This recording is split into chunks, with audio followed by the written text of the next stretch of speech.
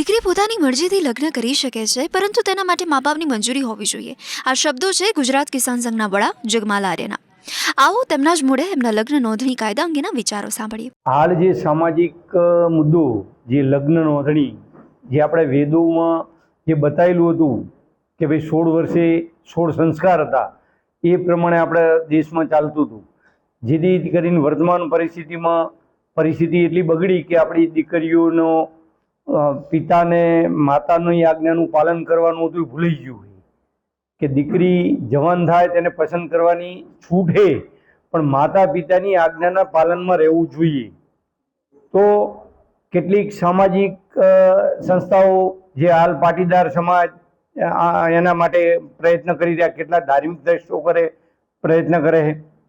તો ભારતીય કિસાન સંઘ એ આપણી પુરાણી સનાતન ધર્મને માની, સનાતનની રીતિ નીતિને ધ્યાનમાં રાખી ભારતીય કિસાન સંઘ એવું માને કે ભાઈ દીકરીના લગ્નની નોંધણી જે થાય એ પિતા માતાની આજ્ઞાનું પાલન, અને એની ફરજ પિતાને જરૂર પડે માતા પિતાની, એ કાયદામાં સંશોધન કરી અને જે અત્યારે ગલત કાયદા બનાવ્યા છે એને રદ કરીને એવો જ કાયદો બનાવવો જોઈએ કે દીકરીને કે દીકરાને લગ્ન કરવામાં તો માતા પિતાની મંજૂરી લેવી જોઈએ. એમાં હું ભારતીય કિસાન સંઘ માને છે.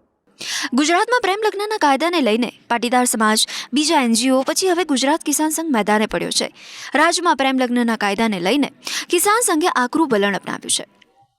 તેમણે લગ્ન નોંધણી કાયદામાં ફેરફાર કરવાની માંગ કરી છે. તેમનું કહેવું છે કે લગ્ન નોંધણીનો વર્તમાન કાયદો ભારતીય સાંસ્કૃતિક પ્રણાલી અને ભારતીય લગ્ન પરંપરા માટે નુકસાનકારક છે, તેથી તેમાં ફેરફાર લાવવો જરૂરી છે. તેમણે જણાવ્યું હતું કે આપણા વેદોમાં 16 સંસ્કારનું મહત્વ છે, જ્યારે વર્તમાન સમયમાં લગ્નને લઈને યુવાનોમાં ગંભીરતા જોવા મળતી નથી.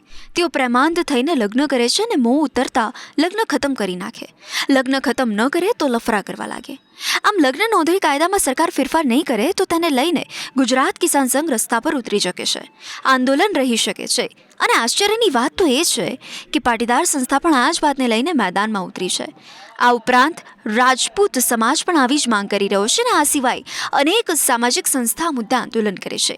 તેના પછી હવે કિસાન સંઘે પણ આ મામલે ઝંપલાવ્યું છે. તેમનું કહેવું છે કે સરકારને આગે રજૂઆત કરી દેવામાં આવી છે. જો સરકાર આ મુદ્દે નિર્ણય નહીં લે તો અમે રીતસરના રસ્તા પર ઉતરીને સરકારની સામે આંદોલન કરીશું તેવી પરોક્ષ ચેતવણી આપી હતી. તેમણે જણાવ્યું હતું કે અમે સનાતન ધર્મને માનનારા લોકો છીએ. કિસાન સંઘ ગામડાની સાથે જોડાયેલો છે. આપણી સંસ્કૃતિ પણ મહદઅંશે ગ્રામીણ સંસ્કૃતિ છે. ગામડા આપણી સંસ્કૃતિનું પ્રતિનિધિત્વ કરે છે. આજે નાની વયની દીકરીઓ બીજાની સાથે લગ્નના નામે છેતરપિંડી થાય છે, તે લવ જિહાદનો ભોગ બને છે. પ્રેમ લગ્ન બાદ અનેક દીકરીઓનું જીવન દુષ્કર બને છે, તેમની સાથે દુર્વ્યવહાર થાય છે. માન્ય CM સાહેબ, માન્ય કાયદા મંત્રી શ્રીને રૂબરૂ મળીને પણ રજૂઆત કરી છે, પત્રના માધ્યમથી પણ રજૂઆત કરી છે. કિસાન સંઘના કાર્યક્ષેત્રના બહારનો મુદ્દો છે જ નહીં. ભારતીય કિસાન સંઘ ગામડાઓની અંદર ભારતીય કિસાન સંઘનું એકમ જ ગ્રામ સમિતિ છે. એટલે વારંવાર જ્યારે ભારતીય કિસાન સંઘ ગામડાની અંદર જતો હોય એટલે ગ્રામ સમિતિથી ઉઠેલો અવાજ છે, અને ભારતીય કિસાન સંઘ હર હંમેશ ગામડાની જે વાત છે એને વાચા આપતું હોય છે. એટલે સમગ્ર ખેડૂત આલમ અને સમગ્ર સમાજનો આ મુદ્દો છે. એટલે ભારતીય કિસાન સંઘે ગુજરાત એકમે સ્ટેન્ડ લીધું છે કે ભાઈ આની અંદર કાયદો બને, કાયદાનો અંદર સુધાર થાય. કોઈ સામાજિક સંગઠનો કદાચ આનો વિરોધ કરશે તો અમે પણ એ સંગઠનોને સમજાવીશું કે ભાઈ આ એક અનિવાર્ય બાબત છે. એટલે ભારતીય કિસાન સંઘે માન્ય મુખ્યમંત્રી શ્રી અને માન્ય કાયદા મંત્રી શ્રીને લેખિત પત્રથી પણ રજૂઆત કરી છે કે ભાઈ આ ગામડાઓની માગણી છે, લોક લાગણી છે, અને લોક લાગણીની વાચા આપણે આપવી જ જોઈએ. એટલે આપણા માધ્યમથી સામાજિક સંગઠનોના કાર્યકર્તાઓ, સામાજિક સંગઠનોના પ્રમુખોને પણ વિનંતી છે કે ભાઈ બધા એક મંચ ઉપર આવી અને આ ત્વરિત ઝડપથી આ કાયદાની અંદર ફેરફાર થાય, રજીસ્ટ્રેશન એક્ટની અંદર ફેરફાર થાય એવી માંગણી ભારતીય કિસાન સંઘે મૂકી છે. ઉલ્લેખનીય છે કે તાજેતરમાં આમ આદમી પાર્ટીના ધારાસભ્ય ગોપાલ ઇટાલિયા પણ સરકાર સમક્ષ આ પ્રકારની રજૂઆત કરી દીકરીઓની વય મર્યાદામાં વધારો કરવાની માંગ કરી ચૂક્યા છે. તેમનું કહેવું છે કે દીકરીઓની વય મર્યાદાનો ઉપયોગ કરી વિવિધ પ્રકારની દુષ્પ્રવૃત્તિ અને ગુનાઓ આચરવામાં આવે છે, દેહ વેપાર થાય છે, લવ જિહાદ થાય છે, અને તેને જ કારણે છૂટાછેડાના કેસો વધતા કોર્ટો પર દબાણ આવે છે. કિસાન સંઘ ઈચ્છતો નથી કે ભારતની ગ્રામીણ સંસ્કૃતિ તૂટે. દીકરીની ઉંમર થાય ત્યારે તેની મરજીથી જ બળાવવાની થાય, પરંતુ તેમાં મા બાપની સંમતિ જરૂરી છે.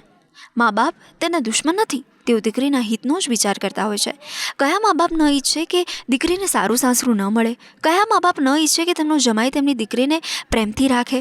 દીકરી તો પ્રેમમાં અંધ બની જાય, પરંતુ મા બાપની આંખો તો ખુલ્લી જ હોય. તેઓ દીકરીના 2-3 વર્ષ નહીં, આખું જીવન સારું જાય એમ ઈચ્છતા હોય છે.